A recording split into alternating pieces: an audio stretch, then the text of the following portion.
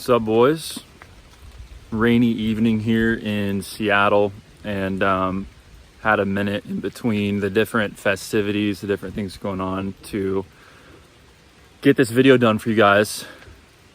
Basically, this one is going to be more about addiction. We've talked about addiction a little bit, and we've talked about what causes it and how to avoid it. But this one, I want to dive in super specifically to this concept of hopelessness. Because anytime you cave into addiction, there is an element of losing hope. And if you learn to be aware of what that element is and when it starts to have an effect, you can see your addiction coming, make the appropriate adjustments, and avoid caving into that vice. This is going to lay it out in a way you've never heard before, and I know that because I developed it, but it's going to make a lot of sense. The things that hold up an addiction and how to break one of those things such that the addiction can tumble over. So if you've had any sort of habit you can't break or full-on addiction, whether it's something more mild or something more taboo, you're going to enjoy this, and I hope you guys give me some feedback, ask any questions as well. Thanks for watching, and I'll see you guys soon. Gentlemen, what I'd like to speak to you on today is the reason that you stay addicted. Now, I know it may sound presumptuous for me to say that I can explain to you exactly why you're addicted, but you can trust me because I've coached many men with many different addictions, and I've been addicted myself. And let's talk about what we mean by that. Addicted means that you can't stop. Right? It doesn't mean that you could if you wanted to, even though that's what a lot of us tell ourselves. And it doesn't mean that it's something that you do every now and then without compulsion. Like for me, currently, I'm not addicted to alcohol. It's not something that I need. It's not something I'm compelled to do. I'll do it on special occasions, but there's absolutely no compulsion to do it, right? If you're feeling compelled to do something and there's this temptation and resistance cycle and then giving in and you feel a little bit helpless to say no, you're addicted. Okay, that's what we're talking about today. And guys, what we're going to zoom in on is this stool of addiction. There is a three-legged stool that supports any type of addiction that you have. And this is it. With a three-legged stool, if you guys are at all familiar with physics, all one must do to have the whole thing come crashing down is to break one of these legs. If you break one leg of the three-legged stool, it will come crashing down. And this stool of addiction, again, is pertinent for all addictions, for the dirty websites, for yanking the chain, for hitting the jewel in the bathroom or in the car while no one's looking, for weed, for popping the Zen, for binge eating, for alcohol, Crown and Coke, doom scrolling, Netflix marathons, all of it tied back to this three-legged stool of addiction. And like I said, guys, all we have to do is break one leg for the whole addiction to come toppling down. Does that mean you would never want to do the thing again? No. It just means that the addictive vice grip that this thing has on you will be broken if we can get rid of one of these three legs. So let's go into these legs individually. The first one is physical. So for any sort of addiction, there is some sort of physical benefit that you are seeking from that addiction. It could be the physical sex drive. It could be the desire for food. It could be the desire for drink. These are all physical desires. They're good. They're not bad at all. It could be your desire for energy. It could be your desire for rest. So you can see how this plays out. Obviously, a sex addiction is easy to see, but then food addictions have a root in the physical. So does alcoholism. So does caffeine, the need for energy. So does the nighttime gummies or substances or whatever you have to fall asleep. It has to do with rest, right? Another one that I didn't put here is pain, which is not necessarily a desire, but a desire to avoid pain, right? This is how we get addicted to prescription drugs a lot of times, prescription painkillers. There is a physical leg to all of it. any sort of addiction you have, okay? Now let's move to chemical. And by the way, there's a little bit of an overlap for each of these, right? A little bit of Venn diagram overlap. But chemical leg, we have basically the chemicals in your brain that are released as a byproduct of the pursuit or a byproduct of the realization of getting your hands on the substance or doing the thing or whatever it is. There is a certain chemical release that happens in your brain that is connected to yet not the same as the physical side of it. So for instance, hunger is a real need that your body has to continue living, right? So there's a physical element to that. But there's also a chemical element of dopamine and reward signals that you get from the pursuit of and enjoyment of the food, right? So that's a chemical side too. And then finally, there's the psychological leg. Now, the psychological leg is going to depend on the person, because for any addiction, there's going to be a psychological desire being met from that vice. And it really depends on who you are. The reason a 16-year-old hits a Juul is going to be a lot different than the reason that the 33-year-old hits the Juul, I hope, right? The 16-year-old may be vaping because he wants to be cool and accepted. The 33-year-old might be vaping because he wants to feel less stressed or he wants to feel in control, right? Those are both psychological triggers, and these can be basically limitless. I want to de-stress. I want to feel control. I want to look cool. Those are kind of the layman's terms for that, right? For the dirty websites, it could be a fix for loneliness, right? There's a lot of different psychological desires that could be supporting that leg of the stool. Now, here's what's really interesting, guys. When you look at all of these things, none of these things are bad needs or bad desires. It's okay that you have a sex drive. It's okay that you get hungry. It's okay that you desire oxytocin and serotonin. It's okay that you want to not be lonely or that you want to feel a sense of control over your life. In and of themselves, those things are not bad, right? The bad thing is that we're using this addiction to bring us a sense of these things, a false sense of these good things, right? That's the issue with the addiction. And so each leg of the stool represents a dysfunctional path to getting these good things. And the reason you stay addicted is because all three of these are active at the same time in some capacity. And the fact that a lot of you are saying, oh no, for me, I don't have a psychological need for this thing. It's just chemical or it's just physical. That's why you're addicted. It's because you don't understand. You're not self-aware. When I work with clients, we mitigate the chemical, we destroy the psychological, and we leave the physical as is. I don't want to get rid of someone's sex drive. I definitely don't. That's God-given. I don't want to get rid of your hunger. I don't want to get rid of your thirst. I want you to keep your energy. I want you to rest, etc., etc. So the physical side, we basically keep as is. The chemical side, we want to mitigate and limit, right? So some of us are addicted to these chemicals and we're using the vice of choice as a way to get these chemicals. We do want to mitigate that. We do want to do a reset. We want to do a detox. We do want to mitigate the chemical.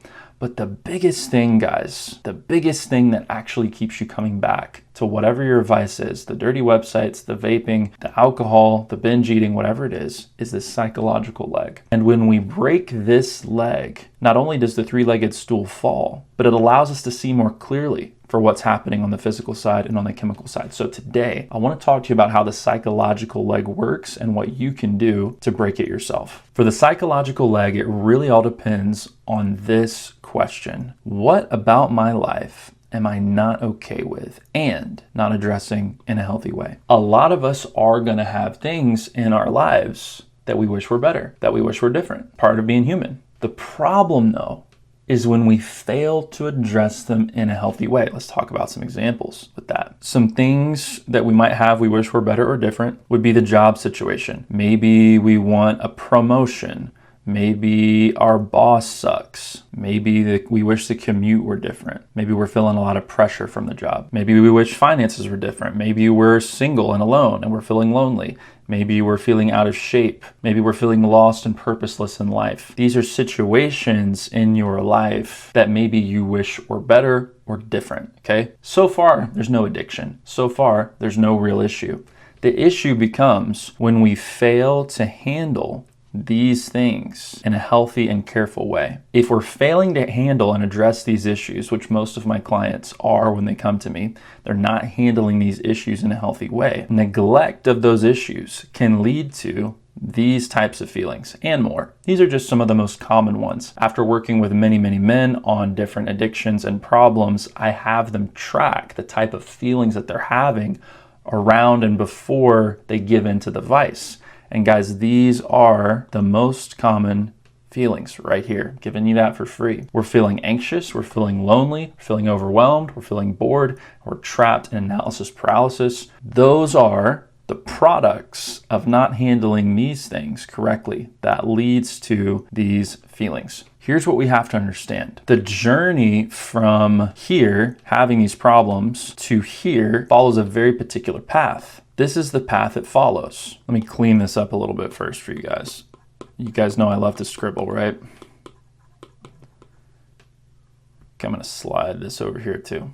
So here's how the progression works. First, a situation or multiple situation exists in our life that we wish were different and we don't handle it properly. That's the first mistake. If you're addicted to something, then I guarantee you there is a situation in your life, that psychological leg. There's a situation in your life that you are not handling well. It doesn't mean you have to fix it. It doesn't mean it has to go away. It just means that you need to accept it, make peace with it, fight it, have some sort of a relationship to it that's emotionally healthy. If you're addicted to anything, I guarantee you, number one is true. Number one will inevitably lead to number two. If you continue to fail to handle something in a healthy way, then there will be certain feelings produced. These are the types of feelings that will be produced: anxiety, loneliness, overwhelm, boredom, analysis paralysis. At this point in time, now I need you guys to lock in here. Something very interesting happens in this phase. When these feelings arrive, along with a general feeling of emptiness, that's going to be the overarching theme that you feel as these feelings start to arrive, is this feeling of emptiness. Whenever that feeling of emptiness comes in, that's when the psychological leg of addiction becomes tempting. The physical is always kind of there. The chemical is always kind of there. But the psychological leg of addiction rears its ugly head whenever these feelings start to come up. And those feelings start to come up in this sort of neutral space between hope and despair. Despair is the end game. Despair is where the whole cycle ends up at. And you guys know that. What happens when you cope? Well, what comes next is typically a crash.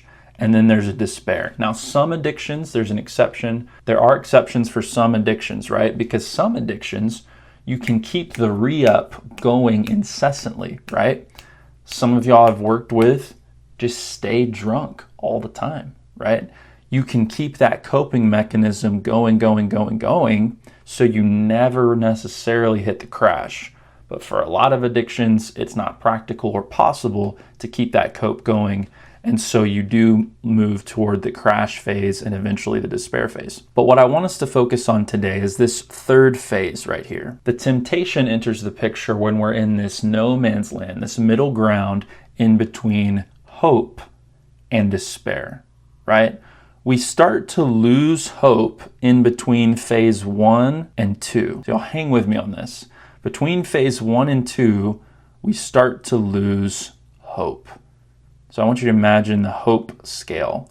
As we descend through this process, we're moving farther away from hope and closer to despair. If you would handle the items in phase 1 appropriately, such as your job, your money, your relationship, etc., if you could handle those woes appropriately, you could maintain hope. But since you don't, hope starts to fade, and you move closer and closer toward despair. Now, I want to call out a difference between hope and despair versus light and darkness. We think of hope and despair as opposites, and they are. Just kind of like light and dark are opposites. But if you think about the difference between light and dark, darkness is simply the absence of light, right? So if we cut out light, we have darkness immediately, right? There's no sort of middleman. You can have a dimmer light or you can have a brighter light, but if you have no light, darkness is present. The same is not true for hope. So I want you guys to watch this. Hopelessness doesn't feel like despair. A lot of us use those things interchangeably, but it's not true. Hope and despair have more of a spectrum-like polarity to them. So there can kind of be this neutral ground where you're not feeling hopeful or despairing. There's just this sort of emptiness, right? There's this emptiness where I'm not hopeful, I'm not despairing, I'm just kind of apathetic. There's this neutral polarity middle ground between those two. Guys, what I want you to understand is this neutral emptiness combined with the feelings that we're seeing over here. Anxiety, loneliness, overwhelm, boredom, analysis, paralysis. This is the entry point for temptation. And it sneaks in. It sneaks in usually in the lightest means possible of the cope. It's not usually the most intense coping mechanism that tempts you right here. If you are addicted to the dirty websites, at this phase of emptiness is not usually when you're tempted to look up the most hardcore stuff. It might be when you're tempted to start doom scrolling a little bit, to start looking at some inappropriate pictures a little bit, right? It starts out small and then it escalates because as you continue to cope, and you continue to, under the surface, move toward despair, the cope must become stronger to keep the hope alive, right? So here's your kind of one-liner. When you've lost hope, you're tempted to cope. Cope and hope rhyme, and it's convenient that they do because coping mechanisms are present for you when you're losing hope, right? And again, I want to reemphasize, just because you don't feel despair doesn't mean you've lost hope. You lose hope right around here, this middle ground in between hope and despair. That's where hope is gone. Now you're in this kind of empty, apathetic phase, which allows these negative feelings to come in and take over. Because when you lose hope, that's when these feelings start to take center stage and you're tempted to cope. And then after you cope, then comes the crash, which inevitably leads to despair. Despair is when all the bad feelings rush in and crush you with this weight, and the coping mechanisms aren't doing it for you anymore, or you're not able to access them anymore. And then you're feeling all the sad feelings, you have major sad boy hours, you're thrown off for weeks or days, and then put everything back inside the box, you stand on top of the box again, and you wait for the cycle to repeat itself, right? So what's the solution here? The solution is multifaceted depending on what part of the process you're in. The most upstream root cause solution is to start handling your problems better. That's going to be the first thing. And guys, I'm speaking to a lot of you right now. I don't know each of your individual situations, and I can't address everybody's problems all at the same time because they're not all the same. If you want to book a free call with me, the link is below. We can talk about your individual problems. But all I can say to a group right now is you need to start handling your problems better. And that's going to mean making peace with what you can't change, working on what you can, and accepting the present for what it is. Nutshell. But that's what it is. Write that down. The second thing you can do is if you fail to handle your problems well, you can start noticing what type of feelings are being produced by that dysfunction. And then when you start feeling those feelings, you can realize, okay, I have temptation that's about to hit me, right?